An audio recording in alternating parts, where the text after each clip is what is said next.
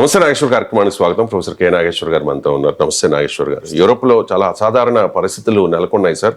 మండిపోతోంది Europe అంతా. అక్కడ record స్థాయిలో ఉష్ణోగ్రతలు నమోదవుతూ ఉన్నాయి. కరిగిపోతూ ఉన్న రోడ్ల దృశ్యాలు కూడా సోషల్ మీడియాలో వైరల్ అవుతూ ఉన్నాయి.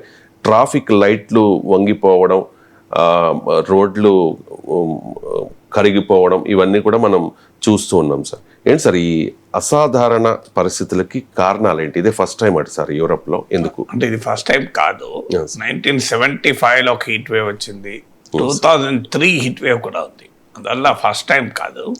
యూరోప్లో హీట్ వేవ్స్ కు చరిత్ర ఉంది. కానీ 1975, 2003 హీట్ వేవ్ తో పోలిస్తే this is the most severe heat wave. అంటే చరిత్రలో ఎన్నడూ ఈ స్థాయిలో హీట్ వేవ్ రాలేదు. అంటే యూరోప్లో ఉండే టెంపరేచర్స్ వేరు, మన దగ్గర ఉండే టెంపరేచర్స్ వేరు. హీట్ వేవ్ అంటే అర్థం మనకన్నా భయంకరంగా ఉన్నాయని కాదు. యూరోప్లో ఉండే నార్మల్ టెంపరేచర్స్తో పోలిస్తే చాలా అన్యూజువల్గా ఎక్కువ ఉన్నాయి.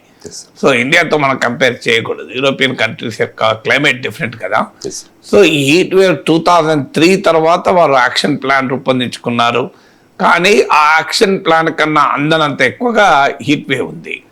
హీట్ వేవ్ ఉండడం ఇప్పుడు ఎంత సివియర్ అంటే దాదాపు 60,000 మంది చనిపోయారు యూరోప్లో. ఈ హీట్ వేవ్లో 60,000 చనిపోయారు.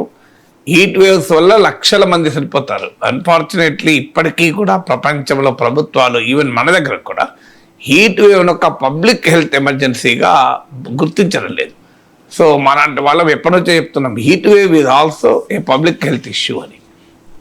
దాన్ని కూడా ఒక డిజాస్టర్గా భావించాలి అని. ఇప్పుడు మనకు తుఫాన్లు వస్తే, వరదలు వస్తే, కరువులు వస్తే, భూకంపాలు వస్తేనే మనం తుఫాన్లు అని భావిస్తాం. కానీ heat wave is also a adverse climate event కనుక దాన్ని కూడా ఒక డిజాస్టర్గానే గుర్తించాలి. మీకు వెదర్ ఈవెంట్ మాత్రమే కాదు, ఇట్స్ అ పబ్లిక్ హెల్త్ ఎమర్జెన్సీగా కూడా గుర్తించాలి. గుర్తించినప్పుడు మాత్రమే హీట్ వేవ్ను తట్టుకోవటానికి ప్లానింగ్ ఉంటుంది. మీరు ఇప్పుడు చూడండి, తుఫాన్ వచ్చినప్పుడు ప్రభుత్వాలు సమీక్షలు చేస్తాయి, కరువు వచ్చినప్పుడు సమీక్షలు చేస్తాయి. హీట్ వేవ్ పైన హై లెవెల్ సమీక్షలు ఇప్పుడు చూసారా మీరు? హీట్ వేవ్ను ఎదుర్కోవటానికి భారీ ఎత్తున సమావేశాలు, అసెంబ్లీలో వన్ డే చర్చ్, ఇట్లాంటి ఎప్పుడైనా చూసారా? ఎందుకంటే heat wave is also a serious issue. ఇప్పుడు అహ్మదాబాద్ మున్సిపల్ కార్పొరేషన్ చాలా ఏళ్ల క్రితమే హీట్ వేవ్ను పబ్లిక్ హెల్త్ ఎమర్జెన్సీగా భావించి ఒక హీట్ వేవ్ పాలసీ కూడా రూపొందించింది. గూగుల్లో కొట్టినా వస్తుంది, heat wave how to fight heat wave Ahmedabad municipal corporation case study అంటే.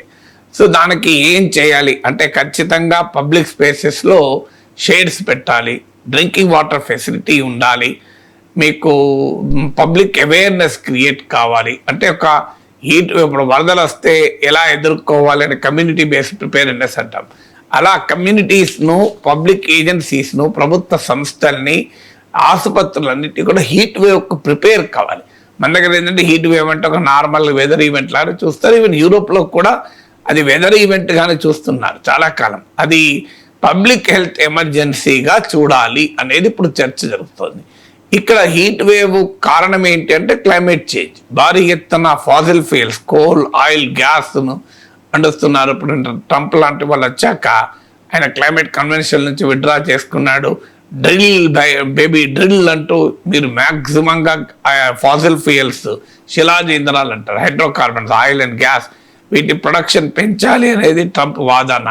సో అందువల్ల గ్లోబల్ వార్మింగ్ అంటే భూతాపం పెరగడం వల్ల, ఇది క్లైమేట్ చేంజ్ వల్ల ఈ టెంపరేచర్ పెరుగుతున్నాయి. ఎల్నినో ఎఫెక్ట్ ఉండొచ్చు కొంత, కానీ ప్రజెంట్ యూరోప్ క్లైమేట్ వేవ్కి ఎల్నినో మాత్రమే కారణం కాదని ఇవాళ పొద్దున్నే నేను గార్డియన్లో చదివాను. గార్డియన్ ఇది highly reputed European daily. So గార్డియన్లో, పొలిటికోలో, చాలా ఇంటర్నేషనల్ మీడియాలో చదివాను.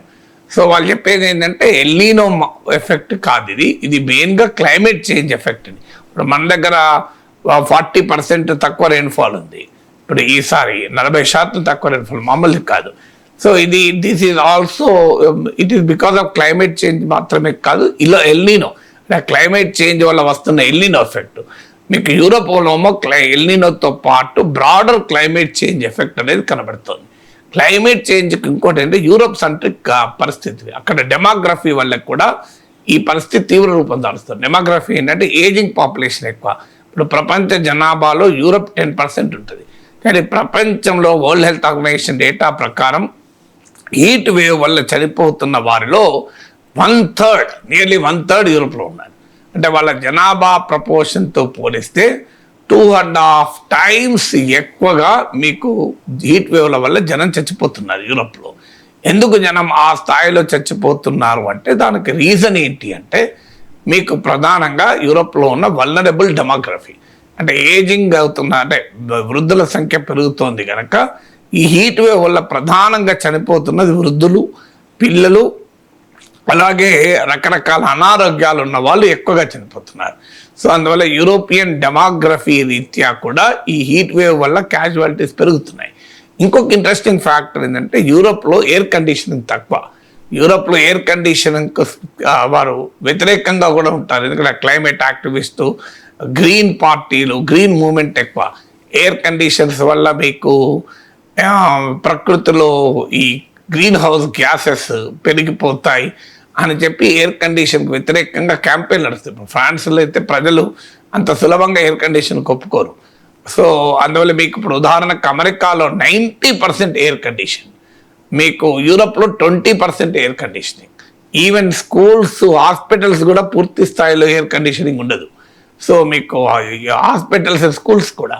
సో దీనివల్ల ఏమవుతుంది అంటే మీకు ఫ్యాక్టరీస్ ఇప్పుడు ఈవెన్ యూరోప్లో కూడా ఇప్పుడు చర్చ మొదలైంది. ఈవెన్ ఫ్రెంచ్ గ్రీన్స్ పార్టీ కూడా మాట్లాడింది ఎయిర్ కండిషనింగ్ తప్పదేమో అని, ఎందుకంటే అదొక్కటే మనం ఈ హీట్ వేవ్ నుంచి కాపాడుకోగలం. అంటే ఎయిర్ కండిషనింగ్ వల్ల ఎన్విరాన్మెంట్ దెబ్బతింటుంది అని ఆర్గ్యుమెంట్తో యూనివర్సల్ ఎయిర్ కండిషనింగ్ వైపు పోని ప్లేస్ అది. తర్వాత ఇంకోటి కూడా ఏమవుతుందంటే అక్కడ ఇన్ఫ్రాస్ట్రక్చర్ కూడా ఈ హీట్ వేవ్స్ తగినట్లేవు. ఇప్పుడు మీరు అన్నారు రోడ్లు కరిగిపోవడం ఏంటి, అద్దాలు వంగిపోవడం ఏంటి అంటే మన ఇండియాలో ఉన్న టెంపరేచర్స్ కన్నా చాలా ఎక్కువ లేవాడ. కానీ అక్కడున్న ఇన్ఫ్రాస్ట్రక్చర్ ఏంటంటే ఈ టెంపరేచర్కు ప్రిపేర్ అయిన ఇన్ఫ్రాస్ట్రక్చర్ కాదు. ఇప్పుడు ఉదాహరణకు మీకు హౌజెస్ ఉన్నాయనుకోండి, మీకు ఆ హౌజెస్ యొక్క కన్స్ట్రక్షన్ ఏంటంటే వింటర్లో, చలికాలంలో వేడిని ఉండేలా ఆ ఇళ్ళ నిర్మాణం జరుగుతుంది, ఎందుకంటే అవన్నీ చలి దేశాలు కూడా కదా. సో అందువల్ల మీకు వింటర్ వస్తే హీట్ను రిటైన్ చేసేలా కన్స్ట్రక్షన్ యాక్టివిటీ ఉంటుంది. ఇప్పుడు హీట్ను హీట్ టెంపరేచర్ బాగా వేడి పెరిగే వరకు రిటైన్ చేసే వరకు ఆ ఇండ్లు భయంకరమైన హాట్ హోమ్స్గా మారిపోతున్నాయి. 90% of European homes are over heat అనేది ఇప్పుడు తాజాగా నివేదిక. అంటే వాళ్ళ ఇళ్ళ ఇప్పుడు కొత్తగా గ్రీన్ బిల్డింగ్ కోడ్ వస్తుంది యూరోప్లో కూడా. ఈ మారుతున్న వాతావరణ పరిస్థితులకు అనుగుణంగా మీరు బిల్డింగ్ కన్స్ట్రక్షన్ మార్చాలి అని కోడ్ వస్తుంది. It takes lot of time. ఇప్పుడు ఉన్న ఇళ్ళన్నీ మారవు కదా. ఇప్పుడు ఇది 150 years, 200 years, 300 yearsగా మీకు ఎప్పుడూ లేని రీతిలో, అంటే ఈవెన్ 200 years కాదు, హిస్టరీలోనే ఎప్పుడు లేని టెంపరేచర్. సో అక్కడ ఇల్లు ఎలా కట్టుకుంటారు, అక్కడ ఉన్న వాతావరణ పరిస్థితులను బట్టి ఇల్లు కట్టుకుంటారు. సో మీకు ఇప్పుడు ఉదాహరణకు మన దగ్గర భూకంపాలు ఎక్కువ రావు కనుక భూకంపాలకు అనుగుణంగా మన కన్స్ట్రక్షన్ యాక్టివిటీ ఉండదు. జపాన్ అనుకోండి, ఆడ బిల్డింగ్లు, రోడ్లు, పబ్లిక్ ఇన్ఫ్రాస్ట్రక్చరు, ఈ మెట్రోలు, ఏదన్నా కానీ అన్ని భూకంపాలకు ఎదుర్కొనే రీతిలోనే ఉంటాయి. అంటే ఎంటైర్ జపనీస్ ఇన్ఫ్రాస్ట్రక్చర్ ఇది ఎర్త్క్వేక్ రెసిస్టెంట్, అంటే ఎర్త్క్వేక్ వచ్చినా ఏమీ కాకుండా, ఒకవేళ జరిగినా కూడా ప్రాబ్లం లేకుండా. ఇప్పుడు ఎర్త్క్వేక్ వచ్చినప్పుడు ఏమవుతుందంటే మంటలు, ఫైర్స్ వస్తాయి. అందుకే అక్కడ మంటలు తొందరగా వ్యాపించకుండా హౌజెస్ కన్స్ట్రక్షన్ మధ్య స్పేస్ వదిలేస్తారు, ఎందుకంటే ఒకవేళ మంటలు వచ్చినా కూడా అది వెంటనే వ్యాపించకుండా. సో ఇలా రకరకాల ప్రాంతాల్లో రకరకాల రీతిలో అక్కడున్న డెమోగ్రఫీ రీత్యా ఉంటుంది. మీకు ఇక్కడికి వచ్చేవరకు ఏమవుతుంది అంటే మీకు ఇక్కడ బిల్డింగ్స్ అన్నీ కూడా ఇప్పుడు ఈ హౌజెసే చూడండి, హీట్ను రిటైన్ చేసే కన్స్ట్రక్షన్ యాక్టివిటీ.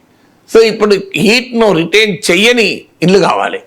సో ఇప్పుడు అందుకొరకే మీకు ఈ పబ్లిక్ ఇన్ఫ్రాస్ట్రక్చర్లో గందరగోళంగా మారుతుంది. It takes lot of time. వేల లక్షల ఇళ్లను ఇప్పటికిప్పుడు నువ్వు హీట్ రిటైన్ చేయకపోయినా కనీసం హీట్ న్యూట్రల్ అని ఉండాలి కదా. సో హీట్ రిటైన్ ఎందుకు చేయాల్సి వచ్చింది, చలి దేశాలు కనుక చల్లగా ఉన్నది కనుక హీట్ కనుక రిటైన్ చేస్తే కాస్త వెచ్చగా ఉంటుందని వాళ్ళ కన్స్ట్రక్షన్ యాక్టివిటీ అలా ఉంది. సో అందువల్ల అక్కడున్న డెమోగ్రఫీ రీత్యా, అక్కడున్న పబ్లిక్ ఇన్ఫ్రాస్ట్రక్చర్, ప్రజెంట్ క్లైమేట్ క్రైసిస్కి ప్రిపేర్ అయ్యి లేకపోవడము, ఎయిర్ కండిషనింగ్ లేకపోవడం, ఇలాంటి ఫ్యాక్టర్స్ కూడా మీకు యూరోపియన్ హీట్ వేవ్ను పెంచింది.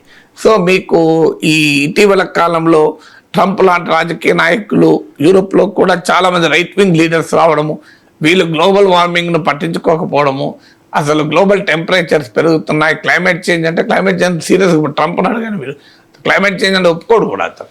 సో ఇంత భయంకరంగా క్లైమేట్ చేంజ్ అవుతుంది, మీరు చెట్లు పెంచాలి, ఫారెస్ట్లను నరకకూడదు అంటే ఎవరు పట్టించుకుంటున్నాడు? సో ఇప్పుడు యూరోప్లో కూడా ఇప్పుడు మూమెంట్ మళ్ళీ మొదలైంది. So you have to increase greening of the cities అని. సో అందువల్ల human actions in adverse natural ఫినామినాను మారుస్తుంది కనుక ఈ రకమైన సివియర్ క్రైసిస్ ఇవాళ యూరోప్లో ఉంది.